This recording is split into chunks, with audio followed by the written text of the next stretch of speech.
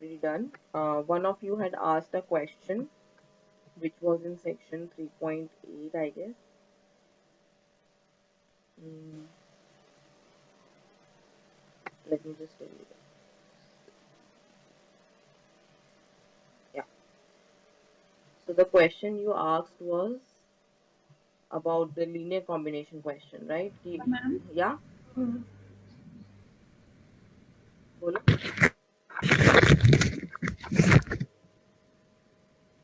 Hello हाँ जी. Ma'am मुझे ने डाउट पूछा था कि आपने ट्यूट में क्वेश्चन करने के लिए दिया था. हाँ, यस मैम यही वाला. यही वाला. Yes ma'am. हाँ, इसका करेक्ट आंसर मैम 0 ही है. मैम ये तो समझ आ रहा है क्यों आएगा कि वो लीनियरली इंडिपेंडेंट होंगे तो उसको कॉन्ट्राडिक्शन आ जाती है अगर नॉन जीरो हाँ, लेंगे हाँ, तो मुझे एक्सप्लेन करना नहीं आ रहा है अच्छे से हाँ, ठीक है, बताओ. कैसे लिखें. ठीक है, देखो इसको तो इसको करने के 2-3 तरीके हैं. फर्स्ट तरीका ये है कि x1 x2 जो है li सेट दिया हुआ है, राइट. एंड ये जो सेट है ये हमें पता है हम जो क्वेश्चन कर रहे हैं वो R2 में कर रहे हैं, राइट. तो R2 में एक li सेट जो है वो उसका स्पैनिंग सेट बन जाएगा, राइट. सो देयरफॉर m पर को हम क्या लिख सकते हैं, स्पैन ऑफ m का पर, right. So this would be equals, ये कैसे लिख सकते हैं, m per is equals to span of m का पर, क्योंकि m के जो परपेंडिकुलर होगा वो span of m के भी परपेंडिकुलर होगा, राइट, ऑर्थोगोनल होगा, राइट. एंड x1 x2 जो स्पेस है वो लीनियरली इंडिपेंडेंट है R2 में, दैट मीन्स इसका स्पैनिंग सेट है R2 का. एंड R2 का ये स्पैनिंग सेट है, दैट मीन्स इसके ऑर्थोगोनल कॉम्प्लीमेंट में क्या आएगा, सिर्फ सिंगलटन जीरो. फर्स्ट मेथड इसको करने का ये है, right. Short and simple method है. ठीक है. नेक्स्ट मेथड जो मेट्रिकली इसको देखने का क्या है कि x1 एंड x2 हमें दो वेक्टर्स दिए हुए हैं, राइट, जो कि R2 में है. एंड उनके दोनों के ऑर्थोगोनल हमें एक y वेक्टर चाहिए. एंड x1 x2 जो है li दिए हुए हैं, दैट मीन्स इनका आपस में कोई रिलेशन नहीं है, राइट. सो इनका जो एक वेक्टर जो सिंपल और इन दोनों के ऑर्थोगोनल आ सकता है वो सिर्फ एक जीरो वेक्टर आ सकता है, क्योंकि R3 नहीं है, वरना R3 में तो z एक्सिस आ जाता है, राइट. नाउ जो मेन मेथड इसको करने का है, जो इसको इक्वेशन यूज करने का है, दैट इज एम परप निकालते हैं, राइट. एम परप कैसे निकालते हैं, that is all those y belonging to r square such that these conditions hold, right. In a product of x1 with y and in a product of x2 with y is equals to 0. Now y belongs to r2, तो हमने y को लिया eta1 eta2, x1 को लिया zeta1 zeta2 and x2 को लिया beta1 beta2. Then inner product 0 किया था, then what we have is zeta 1 eta 1 plus this is equals to 0 and beta 1 eta 1 plus this is equals to 0. तो यहाँ से इसको करने के दो मेथड है. यहाँ तो या तो डायरेक्ट यहाँ से eta 1 एंड eta 2 निकालो, राइट. वो क्या आएगा, minus eta 1 as it is रखते हैं अगर, तो eta 2 निकाल सकते हैं, राइट. एंड यहाँ से eta 1 निकालेंगे एंड यहाँ से eta 2 निकालेंगे. इन दोनों eta 2 को इक्वेट करेंगे जब हम, तो हमारे पास आएगा कि ये दोनों इक्वेशन तभी होल्ड कर सकती है जब वो 0 0 होगा, क्योंकि x1 is not equals to x2, right, because वो li नहीं है. ठीक है. एंड सेकंड कंडीशन ये क्या है, इन इक्वेशंस को हम मैट्रिक्स फॉर्म में लिख सकते हैं, right. That is would be equals to zeta 1 zeta 2 beta 1 beta 2 of into multiply second matrix हमें निकालना क्या है, eta 1 eta 2, this is equals to 0, right. ax is equals to 0.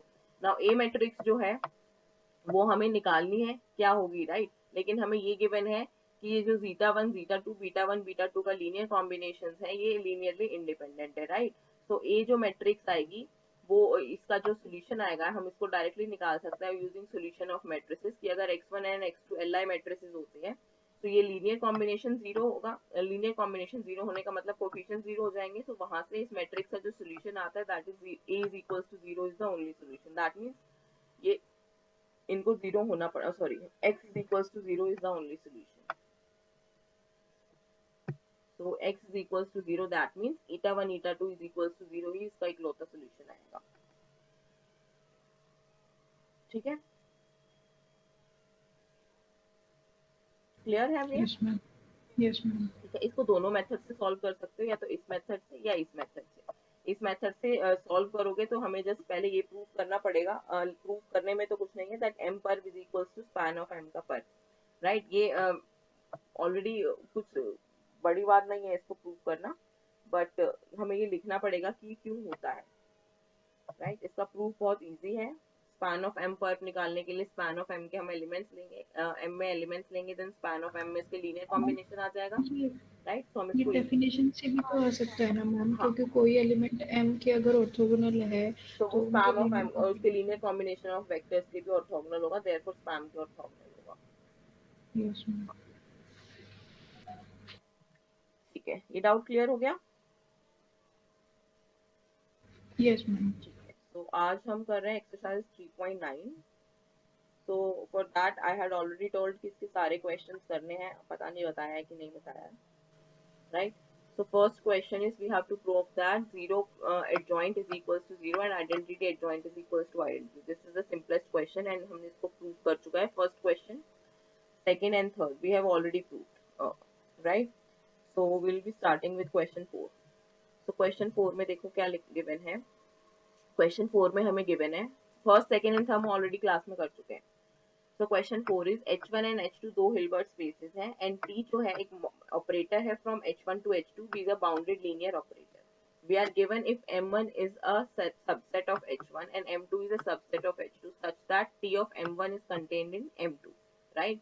Then show that this equation holds, right? So for that, now see that question 4, 5 and 6 are interrelated, right? Let M1 and M2 be in problem 4 be closed subspaces, then show that this holds if and only if, and if M1 is equals to a nullity of T, then these holds, right? So for first we'll prove question 4 and then we'll see how to prove question 5 and 6 directly.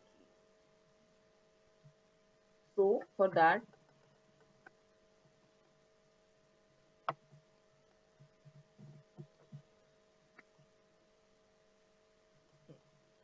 T is a mapping from H1 to H2 such that T is a bounded linear operator. M1 is contained in H1, M2 is contained in H2, such that T of M1 is contained in M2. हमें proof क्या करना है?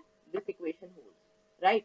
Now, X अगर M1 में belong कर रहा है, M1 Perk में belong कर रहा है, that means X would be orthogonal to all M1 such that M1 belongs to M1, right? अगर X M1 पर्क में है तो हर एक M के एलिमेंट के orthogonal होगा, that would mean X का inner product with M1 is equals to 0. Right. तो M1 की डेफिनेशन यूज की हमने सिर्फ कि अगर x M1 पर्क में है तो क्या होगा ना। अब हमें इक्वेशन में कंटेनमेंट दिखानी है, तो कंटेनमेंट में क्या करेंगे, हम एक छोटे सेट का एलिमेंट लेंगे। छोटा सेट कौन सा है? Right hand side, right. So हम इस सेट का एलिमेंट लेंगे एंड देन उसको शो करेंगे कि M1 पर्क में वो बिलोंग करता है, राइट ना। So for that first let us take y belongs to this set, ठीक है, राइट हैंड साइड के सेट में बिलोंग कर रहा है। अब हमें कंटेनमेंट दिखाने, that means y belongs to M1 perp. Now y belongs to T star of this. That means y should be equals to T star of some z element such that z belongs to this set. Right? अगर y किसी M2 Perk की image में belong कर रहा है with respect to T star, that means एक element z मिल जाएगा such that जिसकी इमेज होगी ये y with respect to T star. Right? Y is equals to T star z for z belonging to M2 perp. Now M2 perp में belong कर रहा है z. Right? So therefore M2 perp में belong करने का मतलब क्या है? अगर M1 में है then T of M1 contained in T of M2, this inequality का this containment would imply कि T of M1 जो है वो M2 में belong कर जाएगा, right? Because पूरे सेट पे जो इमेजेस है M1 जो सेट है that वो पूरा का पूरा M2 के अंदर embedded है, right? So T of M1, since M1 जो एक element है that would be contained in M2, right? So using this what we would have is Z is orthogonal to M2 पर मत पूरे सेट के ऑर्थोगोनल है, that means T of M1 जो element M2 में बिलोंग करता है उसके भी ऑर्थोगोनल होगा, right. So therefore inner product of TM1 with Z would be equals to 0, right. So using this inequality what we have is 0 is equals to inner product of TM1 Z। Now TM1 Z को हम क्या लिख सकते हैं using adjoint operator की definition, this is equals to M1 T star of Z, right. And M1 को as it is and T star of Z क्या था? T star of Z was Y. So this is equals to inner product of M1 Y, right? And this is equals to 0. That means M1 is orthogonal to Y, ठीक है? And that means Y belongs to M1 पर, right? Because M1 कोई भी एक arbitrary element था. So therefore this containment holds. ये clear है? Right? So next question we have was question number 5. Before doing question number 5, see question number 5 was we have to prove that m1 and m2 अगर इसमें closed subspaces लिए हैं, then T of m1 will be contained in m2 if and only if this condition holds, right? And question number 6 was same, right? So I'll be doing question number 6 क्योंकि इस इन equations में जो equality use हो रही है उससे question number 5 अपने आप prove हो जाएगा, right? So question 6 के लिए first we need some definitions या notes कह लो, we'll prove this. First, what we'll prove that is that nullity of T is equals to range of T star का orthogonal, right? Where T is from H1 to H2 कोई mapping है and T star तो mapping होगी then H1 H2 to H1 होगी, right? And T is a bounded linear operator, right? So these equations will prove that these equations hold. For first, what we are proving that is nullity of T, null space of T is equals to range of T star का orthogonal complement, right? So for that, let us first हम क्या देंगे, दोनों तरफ containment दिखाएंगे. For that, let us first belongs to x belongs to n of t. Now x belongs to n of t implies t of x is equals to 0, right? So if we consider t star of y with respect to x, right? We consider this t of x is comma 0. t of x अगर 0 है तो inner product of y comma tx 0 हो जाएगा, right? Because inner product 0 के साथ हो रही है, right? So this equation holds. And this inner product y comma tx, this is nothing but using the definition of adjoint. This is nothing but t star of y comma x, right? So what we have is t star of y comma x is equals to 0 for all y belonging to h2, right? So therefore x belongs to range of t star का पर, क्योंकि ये t star y किसमें belong कर रहा था, range of t star में, right? So therefore x belongs to range of t star का पर. So first containment आ गई, nullity of t is contained in range of t star का पर. Similarly हम ये equation prove कर सकते हैं कि the reverse equation also holds, right? So first equation हमारे पास आ जाएगी. Second equation is that nullity of t per is equals to range of t star का closure, conjugate, sorry, conjugate है, closure नहीं है, sorry, this is closure, set है ना, closure है. Nullity of t nullity of t orthogonal is equals to range of t star का closure. So for that, let x belongs to range of t star. Then z belongs to range of t star.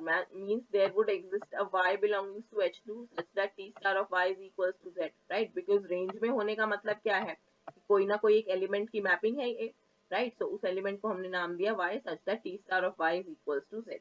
Now, if we consider inner product of z with x, that would be equals to inner product of t star y with x, because z is t star y.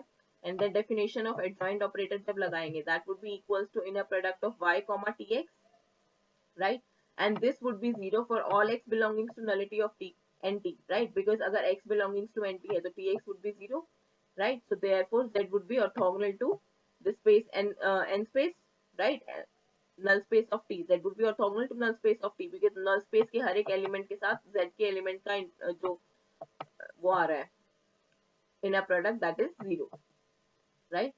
So therefore range of t star, first equation आ गई हमारे पास, that range of t star is contained in nullity of t का पर.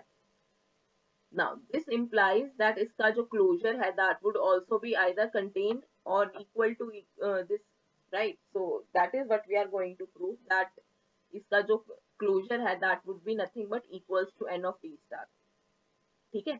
तो यहाँ से first we claim that if अगर वो equal नहीं है, right, then this would be a proper closed subspace of nt पर, right, proper closed space of nt पर, and that would mean कि एक ऐसा x नॉट मिल जाएगा जो नॉन जीरो होगा and belonging to nt पर होगा, clear? Because rt क्रॉस जो है इसका एक प्रॉपर क्लोज सबस्पेस है, दैट मीन्स एक x नॉट मिल जाएगा नॉन जीरो जो एंटी पर्क में है एंड इसके क्लोजर में है, right? So proper closed subspace होने का मतलब क्या है, ये अगर एंटी पर्क है तो ये आरटी स्टार ऑर्थोगोनल कॉम्प्लीमेंट होगा, दैट मीन्स एक ऐसा एलिमेंट मिल जाएगा हमें x नॉट जो यहाँ पे है, रेंज में भी मिल जाएगा हमें, रेंज में हमेशा मिल जाएगा इस सेट में जो x नॉट सेट में भी है, एंड एक सेट में बाहर में मिल जाएगा, राइट ना? सो एक एलिमेंट हमने x नॉट लिया है नॉन जीरो जो कि एंटी पर्क में बिलोंग कर रहा है, राइट? एंड x नॉट जो है आरटी क्लोजर में भी बिलोंग कर रहा है. इन पर्टिकुलर अगर हम देखें तो x नॉट का जब डायरेक्ट प्रोडक्ट इनर प्रोडक्ट देखना है with t star of y, that would be equals to 0 because x not जो है वो एन टी के पर्प में बिलोंग कर रहा है एंड यहाँ से क्या आया, रेंज ऑफ t स्टार के बिलोंग कर रहा है। तो यहाँ से जब हमने देखा था inner product of x with किसके साथ देख रहे हैं हम, t स्टार y ना, inner product x with t star y that was equals to 0 for all x belongings to nt, so for all x belongings to h2 के लिए भी हो जाएगा, right? So therefore that would imply by definition of adjoint this would be equals to inner product of tx naught comma y, this would be equals to 0 and this holds for all y belongings to h2, that would mean 3x is equals to 0 because h2 space जो है हम general complex space लेके चल रहे हैं, right? So therefore that would imply कि x note जो है nullity of t में भी है and nullity of t orthogonal में भी है, right? Because हमने nullity of t orthogonal में लेके चले थे, ठीक है, एंड देन हमने प्रूव किया कि x जो है नलिटी ऑफ t में भी है, दैट मीन्स इनके इंटरसेक्शन में है एंड इंटरसेक्शन में होने का मतलब x नॉट 0 है which would be a contradiction क्योंकि x जो है हमने एक नॉन जीरो एलिमेंट लिया था, राइट? सो कॉन्ट्राडिक्शन आ गई, दैट मीन्स इसका प्रॉपर क्लोज सबस्पेस नहीं है, ये इक्वल सबस्पेस है, right? Similarly we can always prove कि ये चारों की चारों जो है इक्वेशंस जो है ये होल्ड कर जाएंगी, ठीक है। अब नाउ ये इक्वेशंस होल्ड कर जाएंगी तो सी क्वेश्चन 5 और क्वेश्चन 6 को ये कैसे रिलेट कर रही है। So for that let us see question 6 पहले की है क्या। क्वेश्चन 6 में हमें गिवन क्या है कि m1 is equals to nullity of t है, m1 is equals to null space of t है, right? In problem 4 m1 is equals to null space of t, we have to show that these equations hold, these equalities and containments hold. So first क्या है, t star of h2 is contained in m1 orthogonal, इसको direct proof करेंगे तो direct proof लंबा हो जाता है, so first हम इसमें यूज करेंगे। Now T star of h2 जब हम लिख रहे हैं तो इसका मतलब क्या है, h2 के पूरे स्पेस के ऊपर टी स्टार अप्लाई किया तो ये स्पेस जो आएगा that would be nothing but range of T star, right? T star of h2 would be nothing but range of t star, right? And that हमने previous note से क्या दिखा है कि range of t star का closure is equals to nt पर होता है, right? Equation 1 हमने ये देखी थी। Now हमेशा कोई भी सेट हो, जैसे A सेट है that is always contained in A closure, right? So RT star is always contained in RT star का closure, right? RT star is nothing but T star of h2 and ये R T star is nothing but equation जो हमने last अभी equation prove करी थी that would be equals to nullity of T space, nullity of T क्या था, m1 हमें already given है and that is equals to m1 orthogonal, right? तो यहाँ पे हमें कुछ प्रूव करने की जरूरत ही नहीं पड़ी, यूजिंग दिस इक्वेशन 1 हमारे पास ऑलरेडी कंटेनमेंट प्रूव हो गई है, राइट? समझ आया कि हमने उन नोट्स को कैसे यूज किया है इस इक्वेशन में। The next part was B. We had to show that T of H1 का orthogonal set जो आएगा that would be contained in nullity of T star. Now T of H1 क्या आएगा, range of T, range of T का क्या देख रहे हैं हम, orthogonal set, right? Range of T का orthogonal set को हमें किससे रिलेशन, किससे देखना है कि किससे रिलेशन है, nullity of T star, right? तो हमें इन दो स्पेसेस के लिए देखनी है कि कौन सी इक्वेशन होल्ड कर रही है। So for that see range of T का orthogonal is equals to nullity of T star होता है इक्वेशन 3 से, राइट? तो इक्वेशन 3 से हमारे पास ये डायरेक्ट प्रूफ आ जाएगा कि दिस होल्स, इसमें कंटेनमेंट दिखाना है, राइट? हमारे पास ये इक्वालिटी ही प्रूव हो रही है तो कंटेनमेंट तो डायरेक्ट ही है, राइट? सिमिलरली हम प्रूव कर सकते हैं कि m1 अगर सेट जो है हमें प्रूव करना है that m1 is equals to T star of h2। Now T star of h2 again क्या होगा, range of T star and range of T star का ऑर्थोगोनल, ठीक है, एंड हमें प्रूव करना this is equals to nullity of T, ये हम already prove कर चुके हैं, राइट? तो जैसे ही हम वो चार क्वालिटीज कंटेनमेंट प्रूव कर देते हैं सेट की जो रिलेट करती है nullity of T, T star and range of T star and range of T को, देन हमारे पास ये पूरे क्वेश्चन आ जाएंगे 6 एंड 5। नाउ क्वेश्चन नंबर 5 में क्या था, क्वेश्चन नंबर 5 वाज कि m1 एंड m2 अगर क्लोज सबस्पेसेस है सेम इक्वेशन 4 वाले, then show that this holds if and only if this holds, right? So अगर हम फर्स्ट कंटेनमेंट तो हम प्रूफ ऑलरेडी कर चुके हैं, if t of m1 is contained in m2 then equation this holds, question number 4 में, right? Question number 4 same था, then reverse inequality के लिए सिंस क्लोज सबस्पेस गिवन है, तो इसका अगर हम कोई भी एलिमेंट लेंगे इसको प्रूव करने में दैट वुड बी इजी कि रेंज स्पेस जो है उसके अंदर कंटेन होना चाहिए।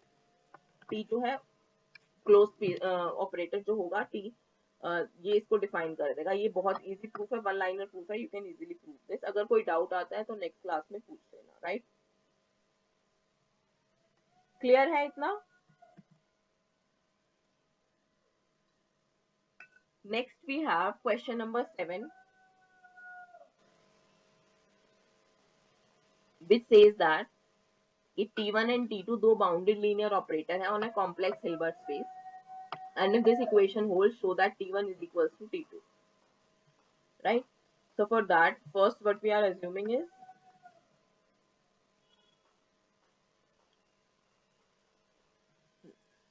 T1 and T2 हमारे पास दो ऑपरेटर्स गिवन है from H to H and bounded है, लीनियर है ऑपरेटर्स है, एंड गिवन क्या है कि दिस इक्वेशन होल्ड्स। अब इक्वेशन का यूज करेंगे, इस इनर प्रोडक्ट को जब हम लेफ्ट हैंड साइड पे लेके आएंगे that can be written as then T1x minus T2x का inner product with x is equals to 0 and this holds for all x belonging to H, right?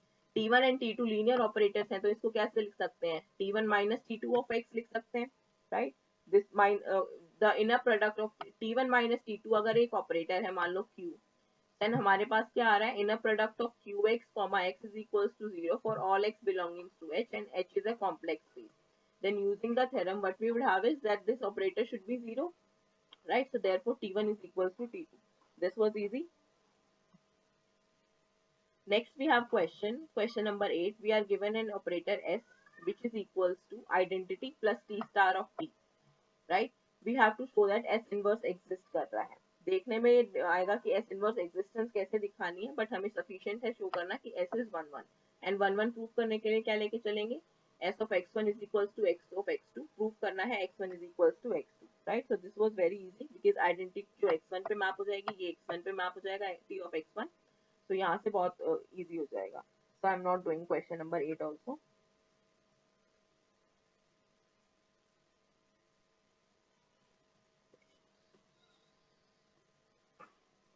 So next question was, no, question number 9 was not there. Question number 10, right shift operator. en जो है हमें एक orthonormal sequence दिया हुआ है, right shift operator इसमें define कर रहे हैं, then we have to find कि explain the name range null space.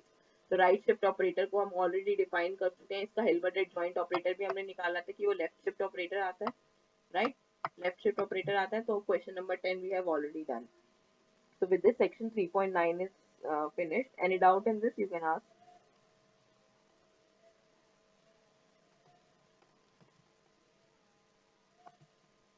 So next is exercise 3.10. I'm doing this question number 1 we have already done, right? So we'll be doing question 3. 3 is I guess we haven't done. Question number 4 we have already done. Question 5 we have already done, right? Then we'll be doing question 8 to 10. First is question number 3. So what we have to do is we have to show that if T is a bounded self-adjoint linear operator, then so is Tn. So is T to the power n, right? So for that, T to the power n को हमें self-adjoint दिखाना है, so we'll consider it star. Now T to the power n को कैसे लिख सकते हैं? T into T to the power n minus 1 का star, right? So now इसमें अगर हम प्रॉपर्टी लगाएंगे A into B star की, then star जो है कॉम्यूटेटिव नहीं होता है, right? Then that would be equals to Tn minus 1 star into T star, right? Now T self adjoint है, तो T star would be equals to T, right? ये जो मेथड हमने अभी यहाँ पे यूज किया फर्स्ट स्टेप में, सिमिलर मेथड हम Tn minus 1 के ऊपर यूज कर सकते हैं, and going so on we can have this would be equals to T into T to the power n minus 1. N steps में we will have it, this is equals to T to the power n, right? Using the same, continuing the same way. So this was easy. Question 4 we have done, 5 already done. So question number 8, which says that show that an isometric linear operator T satisfies this condition. T star T is equals to I, right? But we are given T is an isometric and linear operator from H to H, and H is a general complex Hilbert space. Now Now t is isometric, that would imply isometric की definition क्या होती है, norm of tx should be equals to norm of x for all x belonging to h, right? Now norm of this is equals to this, that would imply inner product of tx with tx is equals to inner product of x comma x, right? Now first जो inner product है इसमें adjoint operator को जब हम definition लगाएंगे, so this can be written as this is equals to inner product of x with t star t of x is equals to x comma x, right? Adjoint operator की definition लगाई first वाली ना product में। Then RHS को जब LHS में लेके आएंगे, then this can be written as inner product of X with T star T minus identity of X is equals to 0, right? And यहाँ पे जो है एच जो है complex general complex Hilbert space था, so therefore this would imply कि T star minus T is equals to 0, right? So therefore t star minus I is equals to 0, that would imply t star t is equals to I, right? So this holds. Similarly, we have question 9. We are given that t is from h to h. H is a general Hilbert space. T is isometric and not unitary, right? Isometric operator hai but not unitary. Then we have to show that t of h is strictly contained in h. Equality nahi hold karegi, right? तो हमें given क्या क्या है, T isometry है and unitary नहीं है। Then T unitary नहीं है, देन हमने एक थ्योरम की थी T is unitary if and only if it is isometric and subjective, right? Now T unitary नहीं है, दैट मींस टी या तो आइसोमेट्रिक नहीं होगा या सब्जेक्टिव नहीं होगा, एंड वी आर गिवन ये ऑलरेडी आइसोमेट्रिक है, तो ये वाला कंडीशन होल्ड नहीं करेगी कि आइसोमेट्रिक नहीं है, दैट वुड मीन्स टी जो है सब्जेक्टिव नहीं है, राइट? एंड टी सब्जेक्टिव नहीं है, दैट मीन्स ऑन टू नहीं है, that means range space codomain के इक्वल नहीं है, therefore T of H is not equals to H. Clear है ये? इसमें हाँ, इंपॉर्टेंट बात क्या थी जब हम डेफिनेशन थ्योरम यूज कर रहे हैं, तो this was T is unitary if and only if it is isometric and subjective, right? तो उसके ये वाला a bounded linear operator on a complex Hilbert space H is unitary if and only if it is isometric and subjective, right? So जब इसका हम negation देखेंगे कि अगर T unitary नहीं है, that would imply या तो वो isometric नहीं है या subjective नहीं है, दोनों होगा ये नहीं बोल रहे हम, right? So not isometric and not subjective नहीं, not isometric और not subjective, और आ जाएगा इसमें बीच में negation, right? So therefore that was important part कि ये और आएगा। Now next question is question number 10, which says that T is from x to x is an isometric linear operator such that dimension of x is finite, ठीक है? Now dimension of x finite हो जाएगी, that would mean x जो है complete space हो जाएगा, and that would mean जो है Hilbert space हो जाएगा, because x जो है हमारे पास given था एक inner product space है। Question number 10. What we are given, x is an inner product space, t is an isometric linear operator and dimension is finite। तो अगर dimension finite है inner product space की, ठीक है, and t हमारे पास एक linear operator given है, that would mean कि x जो होगा हमारे पास complete space आ जाएगा and therefore Hilbert space है। First thing यहाँ पे prove हो गई। Now next is finite dimension space है, then isometric would imply and completeness हो गई तो closeness भी हो जाएगी, right? ये हम ऑलरेडी प्रूव कर चुके हैं कि फाइनाइट डायमेंशन स्पेसेस में कंप्लीट किसी भी स्पेस में completeness implies closeness, right? So therefore ये onto and one one दोनों हो जाएगा, दैट मींस बाइजेक्टिव हो जाएगा। हमें प्रूव क्या करना है कि टी यूनिटरी मैपिंग है, यूनिटरी प्रूव करने के लिए टी यूनिटरी ऑपरेटर प्रूव करने के लिए फर्स्ट थिंग हमें चाहिए कि बाइजेक्टिव है, एंड देन हमें चाहिएगा कि वो इक्वेशन को होल्ड कर रहा है, that T star T is equals to I, right? So for that symmetric और फाइनाइट डायमेंशन से हमारे पास बाइजेक्टिव तो आ जाएगा, बाइजेक्टिव आ जाएगा तो that would mean T inverse exist कर जाएगा, एंड टी इनवर्स जब एग्जिस्ट कर जाएगा तो दैट वुड मीन कि टी इनवर्स का adjoint would be equals to T star inverse, T star का inverse, right? We have already proved it in the theorem. Now considering कि अगर first inequality hold करते हैं, यूनिटरी में हमें क्या प्रूव करना है, that T star T is equals to I is equals to T T star. Now considering कि फर्स्ट अज्यूम करके चलते हैं कि T T star T is equals to I hold कर रहा है फर्स्ट इनइक्वालिटी, देन इससे सेकंड कैसे आएगी, right?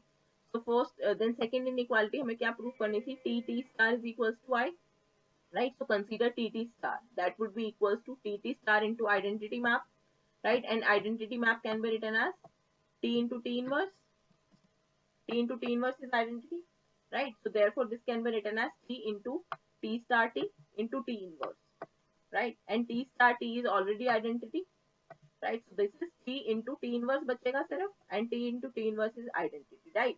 So what we have proved now is कि अगर ये first way hold कर रहा है then second way automatically hold कर जाएगा. तो हमें अब प्रूव क्या करना बचता है कि फर्स्ट वे होल्ड कर रहा है, राइट? अगर फर्स्ट वे होल्ड कर जाएगा देन यूनिटरी मैपिंग हो जाएगी. देन उसको प्रूव करने के लिए हमें प्रूव करना है that T star T is equals to I. उसको प्रूव करने के लिए वील यूज आइसोमेट्री अगेन. कि आइसोमेट्री है that would imply norm of T X is equals to norm of X for all X belonging to X, right? And norm equal है that means inner product equal होगा. That means inner product of T X comma X is equals to inner product of x comma X. First वाले inner product पे if we apply adjoint operator on first element, right? So यहाँ से हमारे पास क्या आएगा, T star यहाँ जाएगा. So therefore that would be equals to t star t of x comma x is equals to inner product x comma x as it is. इन दोनों से हमारे पास क्या आएगा, सेम इक्वेशन लगा के इसको लेफ्ट हैंड साइड में लेके आएंगे, सब्ट्रैक्ट करेंगे and then since h is general complex Hilbert space तो वहां से क्या आ जाएगा कि t star t is equals to identity, right? तो हमारे पास कोई भी वन वे गिवन है, हम सेकंड वे ऑलरेडी निकाल सकते हैं एंड इस इक्वेशन से हमने प्रूव किया कि हम कोई से भी वन वे निकाल सकते हैं, राइट? तो हमारे पास क्या आ गया, t इज यूनिटरी बिकॉज दोनों इक्वेशन दोनों इक्वल टू आइडेंटिटी है and t is bijective, right? So the unitary की यही definition होती है. We have already proved. Any doubt in this?